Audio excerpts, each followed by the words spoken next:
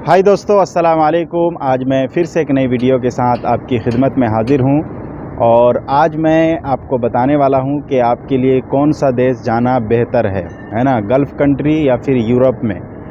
तो ये सब सारी चीज़ें बताएंगे कि कौन से देश में गल्फ़ में ज़्यादा पैसा है या फिर यूरोप देश में पैसा है। गल्फ़ में आने का क्या फ़ायदा है और यूरोप देश में आप जाएंगे तो क्या फ़ायदा मिलेगा, सारी चीज़ बताएंगे। गल्फ़ में ज़्यादा सैलरी है या फिर यूरोप देश में ज़्यादा सैलरी है, हर चीज़ आपको बताएंगे। बस वीडियो पे बने रहिए।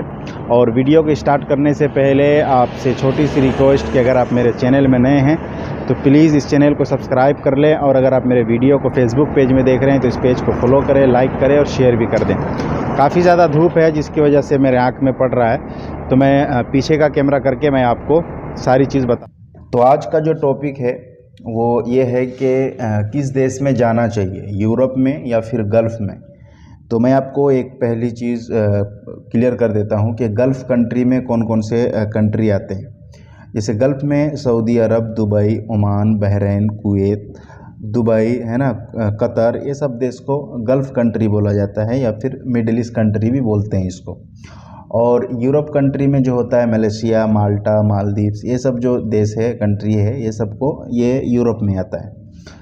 तो आज का जो टॉपिक है वो बहुत ही इम्पोर्टेंट टॉपिक है। बहुत सारे लोग कशमकश में रहते हैं कि कौन सा देश जाएं तो अच्छा रहेगा, है ना। तो बहुत 3-4 चीज़ हम आपको बताने वाला हूं जो बहुत ही इम्पोर्टेंट है। बस आप लोग वीडियो पे पूरा रहिए। तो सबसे पहला जो आपको बाहर आने के लिए, चाहे आप गल्फ़ में आएँ या फिर चाहे आप यूरोप में आएँ, जो आपकी एज की रिक्वायरमेंट होगी वो 20 ईयर्स से लेकर 45 तक लास्ट ईयर की होनी चाहिए, है ना। मतलब कि आपका अगर 20 ईयर्स से ऊपर है, यानी 20 साल के ऊपर आप हैं, तो आप आ सकते हैं, कोई दिक्कत नहीं है ना। चाहे आप गल्फ़ आएँ या फिर सऊदी, दुबई, ओमान, ये सब देश में जाएं या फिर यूरोप देश में, किसी भी देश में आप जा सकते हैं। दूसरा नंबर इसमें जो पॉइंट है वो ये है कि यूरोप में जाने का खर्चा कितना होता है या फिर गल्फ़ में जाने का खर्चा कितना होता है। तो यूरोप में जो जाने का खर्चा है वो मिनिमम 1.5 लाख रुपया खर्चा आपका हो जाएगा। यूरोप में जाने का खर्चा थोड़ा ज़्यादा होता है। बहुत सारे लोग तो 3 लाख, 4 लाख, 5 लाख रुपए देकर भी जाते हैं, लेकिन मिनिमम जो खर्चा मैं आपको बता रहा हूँ वो 1.5 लाख से कम से आपका काम नहीं होगा यूरोप का, है ना। और गल्फ़ में सस्ता है, 70,000, 80,000, 60,000 रुपये दे के लोग आराम से आ जाते हैं, कोई दिक्कत नहीं है। और दूसरी चीज़ ये है कि सैलरी किस देश में ज़्यादा मिलता है, यानी गल्फ़ में सैलरी ज़्यादा मिलता है या फिर यूरोप में। तो यूरोप में सैलरी ज़्यादा मिलता है गल्फ़ के मुकाबले, यानी गल्फ़ यानी सऊदी, दुबई, बहरीन, ये सब देश से, यानी मालदीव्स, माल्टा, मलेशिया, ये सब देश में जो है सैलरी थोड़ा ज़्यादा मिलता है ना। तो बहुत ज़्यादा नहीं मिलता है, थोड़ा ज़्यादा मिलता है ना। और दूसरी चीज़ ये है कि जो वीज़ा आने का जो प्रोसेस है, गल्फ़ का वीज़ा जल्दी मिल जाता है या फिर यूरोप देश का वीज़ा जल्दी मिलता है।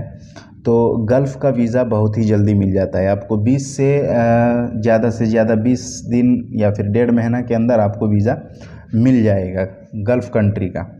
और यूरोप का कम से कम आपको अगर टाइम भी लगेगा ना, तो कम से कम 4 महीना, 5 महीना लग जाता है, इसमें 6 महीना तक भी लग जाता है यूरोप का वीज़ा आने में।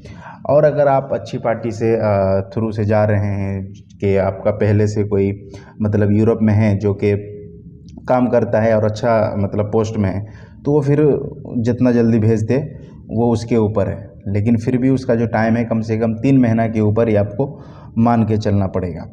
और जो सबसे इम्पोर्टेंट चीज़ ये है कि आप अब बात करते हैं गल्फ़ में जाने का फ़ायदा है या फिर यूरोप देश में जाने का फ़ायदा है।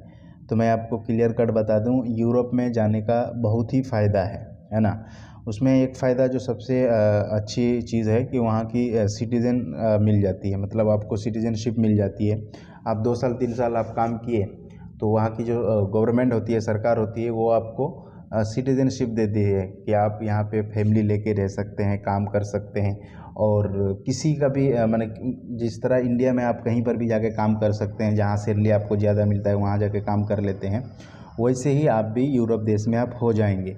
तो ये एक बहुत ही अच्छी चीज़ है और बहुत अच्छा बेनिफिट है कि जो लोग ख़ास करके उन लोगों के लिए तो बहुत ही फ़ायदेमंद है जो लोग गैर शादीशुदा हैं, जो शादी उदी नहीं किए हैं, बिल्कुल यंग हैं और 20 साल या फिर 22 साल 24 साल उम्र है, तो वो लोग बिल्कुल जाएं, 2 साल 3 साल रहें वहीं पे, शादी उदी करके पूरा सेट हो जाए। ये उनके लिए बहुत अच्छी चीज़ है। और जो गल्फ़ का जो है,